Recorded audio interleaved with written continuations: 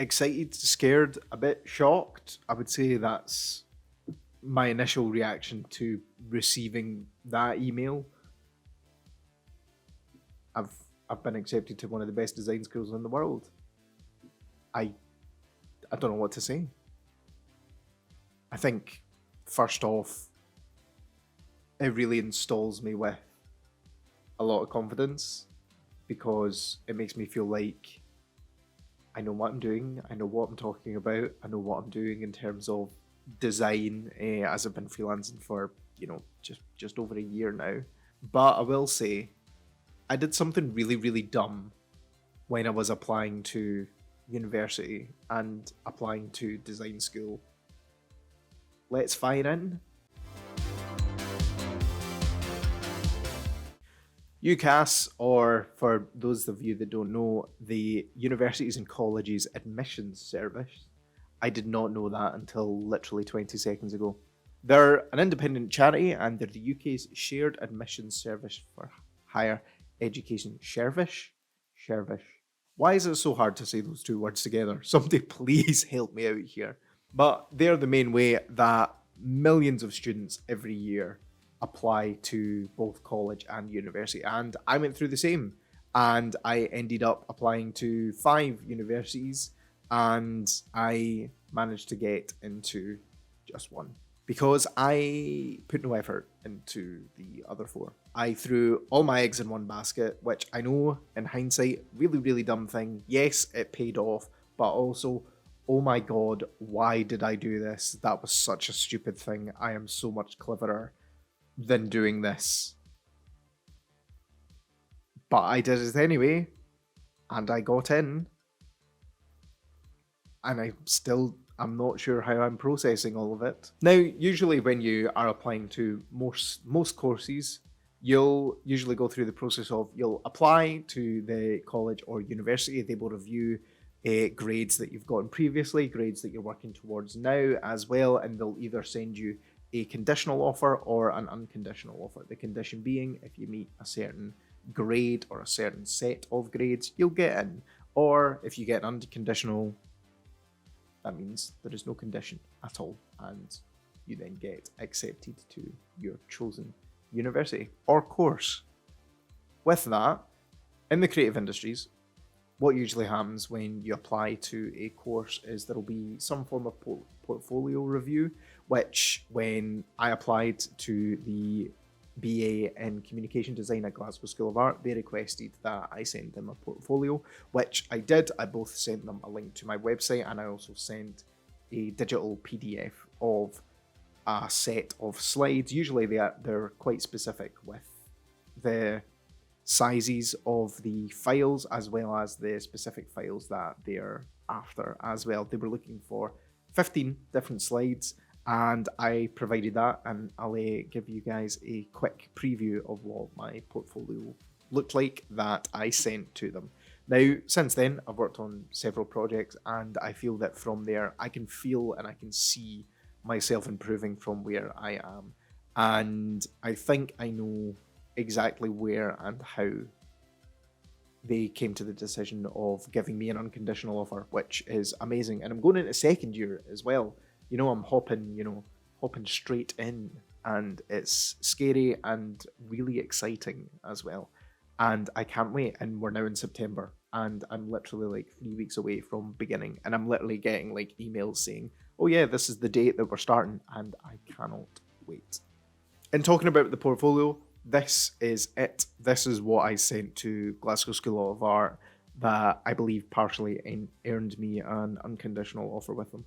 Now, being a freelancer as well and, working in the industry for, several years, which I have, I feel like I had the kind of foundation and the ammunition to, back up my design skills. So with that, I managed to work with several truly incredible clients on a good few projects. This first one here being EcoCore. This was an amazing project that I worked on. I volunteered as a graphic designer. This was not a paid job. And I helped, they were called Carbon Watchdog, but they changed their name to EcoCore and they were looking at a rebrand. And I dropped in and I said, hey, why don't you choose me? Here's, some of my stuff and here's what I can do. And going from there, I feel like when you are sending a portfolio over to any sort of, admissions or review team or college or university, context is very key. Treat the people that look at this not as the admissions team for a university. Treat them as people that have no idea about design, that have no idea what they're looking at.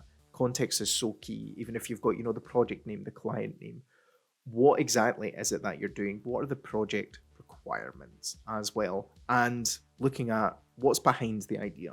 What are you thinking of throughout the process? What is the process? All equally important things. And you can see here, I'm looking at, here are my digital draft notes. Here are, some of my ideas. We've all got a responsibility to protect the planet, which gives an insight into the business as well, into the charity. They're climate change charity, and that is what they support. And looking at the ideas here as well, you get that kind of feeling from even the color that is used, from the kind of soft fonts that are used, as well as looking at leaf, rivers, life, fingerprint, all connects to the natural world. And then this is the big rebrand that I did, which I was very, very proud of.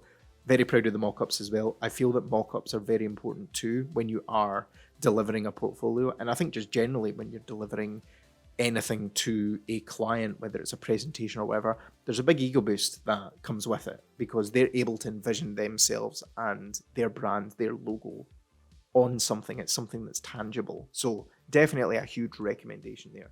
This project was another one that I really enjoyed. I actually, as a result of this project, I ended up working with the charity Young Enterprise Scotland for around about 16 months. So about, I'd say just under a year and a half that I worked with them, and I still work with them, on and off today, which is, incredible. And Bridge to Business themselves, the program, I had a personal stake in this project as well, because I went to Holland for 3 weeks as a part of this program before this project even existed.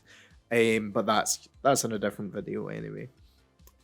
But from here, I feel like sketch work is really important as well. It allows people to see your experimentations. Like I like the traditional aspect of coming up with ideas. I know that obviously we're in the digital age now. There's a lot of uses with iPads as well, using Procreate, using note-taking apps as well, which that's amazing, that's great, but there's nothing that I love more than having a pencil in the hand and just going to town on a bit of paper, writing down, a bunch of incredible ideas. But moving from there, I feel like looking at, the mood boards, looking at kind of your digital process as well, that takes from your traditional and physical process. You can see how the mind begins to work towards what the idea is, and I think process is very, very key here, as well as context. And yeah, looking at it, this was the rebrand that I did, looking at the old versus the new logo design. It wasn't so much a rebrand as a brand evolution. As you can see, some of the elements and colors that made the way through from the old logo into the new one, and it looks much more refined and professional.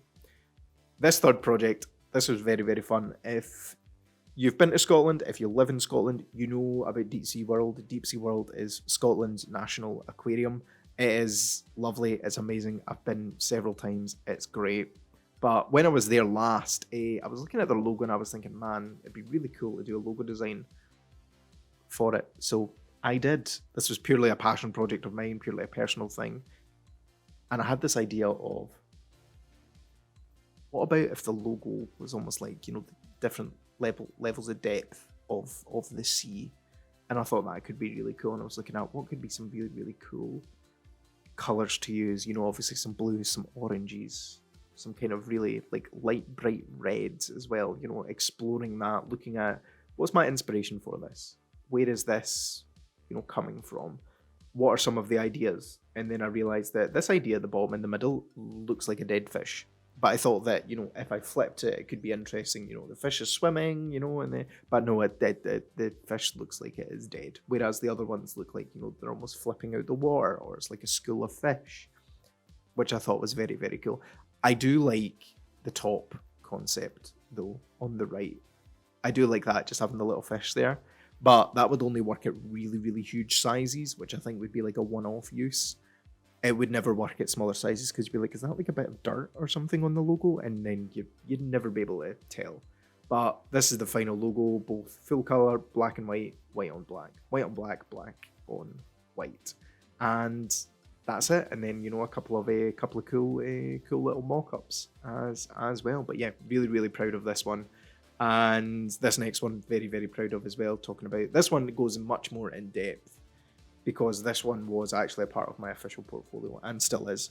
This is a Nooch, which is a bar and kitchen. I was actually in Michigan in the United States when I got the call about this project saying, hey Craig, we've got this coming up. It's really tight deadline. We feel like you're the guy for the job. And I was like, I mean, I'm in Michigan, but if you give me, like a week or two when I'm back, I'll be able to smash something out for you. And, all aboard, fired into it. But with this and with projects as well, you have to talk about why you've chosen not to do something as well, which if you look down the bottom here, the ampersands and the use of the ampersands, I thought this could be interesting. This could be a great idea. Having, a little leaf design, in like the little like flourishes and the little counters in the inside. But then I realized very quickly that at smaller scale, this does not work at all. This is just, this is something that I need to throw out. I can't have this here.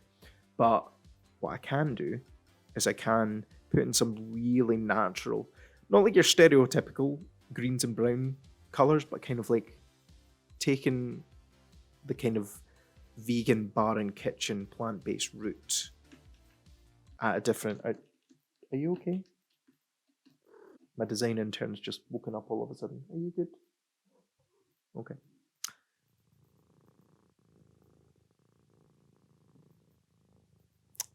Slight intermission, I suppose.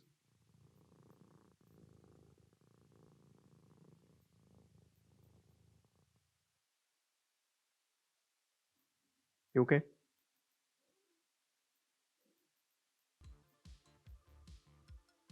Okay, are you gonna sit there now?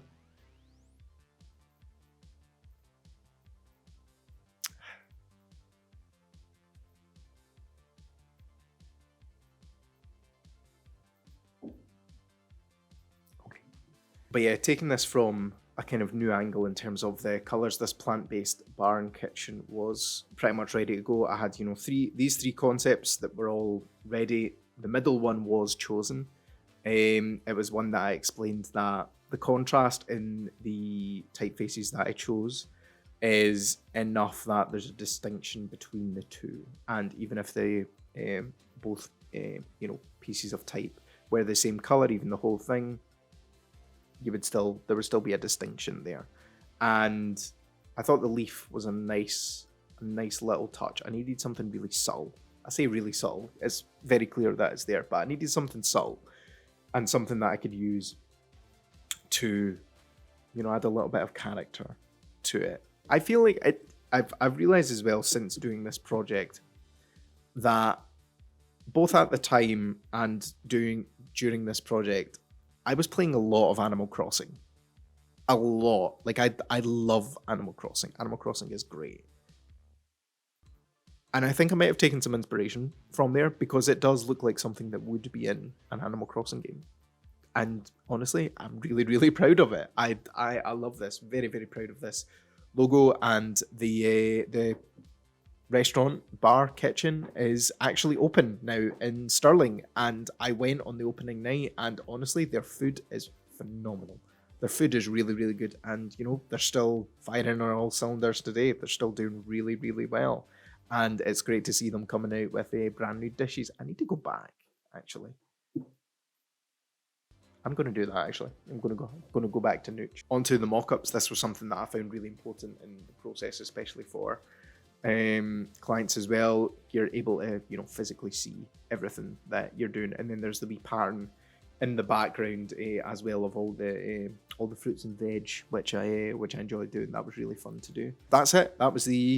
Those were all of the slides that I sent for my submission to Glasgow School of Art. But in terms of the portfolio, there was nothing special to it. No bells and whistles on it. Purely down to, here are the slides, here are the projects, here is the client / name of the project, the process, thoughts, context, ideas, notes.